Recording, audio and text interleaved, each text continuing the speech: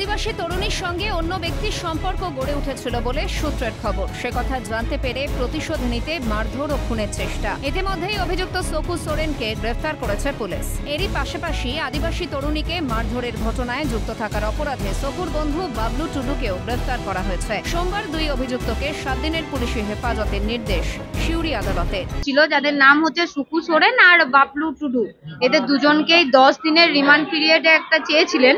সেখানে লার্নেট কোর্ট সবকিছু বিচার করে তাদেরকে ওই 7 দিনের রিমান্ডে অ্যালাউ করেছেন। পরবর্তী কথা ওই 11 তারিখে প্রোডাকশন আছে, ওই দিন জানা যাবে যে তাদের সাথে কি হতে চলেছে না হতে চলেছে। সোমবার সন্ধ্যায় আচমকাই জঙ্গলের ভিতর থেকে একটি চিৎকার শোনা যায়। তড়িঘড়ি রক্তাক্ত অবস্থায় উদ্ধার করা হয় এক আদিবাসী তরুণীকে। তড়িঘড়ি তাকে পাঠানো হয় সিউড়ি হাসপাতালে। সেখানে অবস্থার অবনতি হওয়ায় স্থানান্তর করা হয় বর্ধমান মেডিকেল কলেজে। এগুলো তো ফুলে গেছে, মুগলা চোখটা বন্ধ হয়ে গেছে।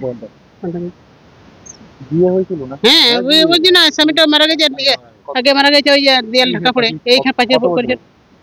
বয়সটা আমি বলতে পারছি না।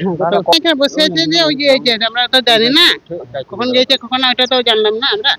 খবর শুনেই হাসপাতালে যায় বিজেপি ও আদিবাসী সংগঠন। গোটা ঘটনায় বিজেপি গণধর্ষণের অভিযোগ তুলেছে। এ নিয়ে পুলিশের সঙ্গে শুরু হয় বিজেপি কর্মীদের বচসা থেকে ধস্তাধস্তি। ঘটনার জেরে অসুস্থ হয়ে পড়েন ডিএসপি কুণাল মুখোপাধ্যায়। সে ধর্ষণ কেসে অভিযুক্ত, পুলিশ আজকে তাকে অ্যারেস্ট করছে না, অথচ মিথ্যা ধর্ষণ কেসে আমাদের পার্টির কর্মীদেরকে জেল খাটাচ্ছে। পুলিশের প্রতি, আইনের প্রতি, প্রশাসনের প্রতি মানুষের আস্থা হারাবে। এখন পুলিশকে ঠিক করতে হবে কি করবে তারা। তবে এই ঘটনার সঙ্গে যুক্ত অভিযুক্তদের কঠোর শাস্তির দাবি জানিয়ে সরব হয়েছে গ্রামবাসী। তদন্তে নেমেছে সিউড়ি থানার পুলিশ। এখন দেখার বিচার প্রক্রিয়ায় কি উঠে আসে। বীরভূম থেকে ভোলানাথ চক্রবর্তীর রিপোর্ট, ক্যালকাটা নিউজ।